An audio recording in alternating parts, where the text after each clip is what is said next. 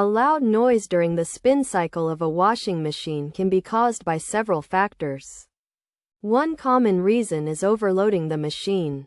So it's essential to check the recommended capacity in the user manual and adjust the load size accordingly to allow for proper spinning.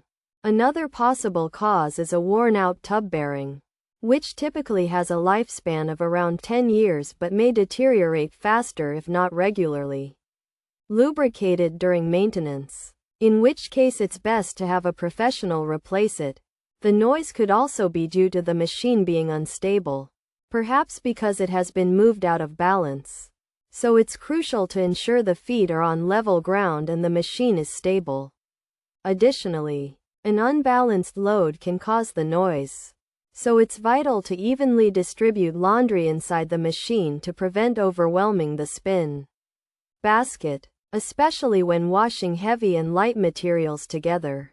By addressing these potential issues, the loud noise on spin can be resolved.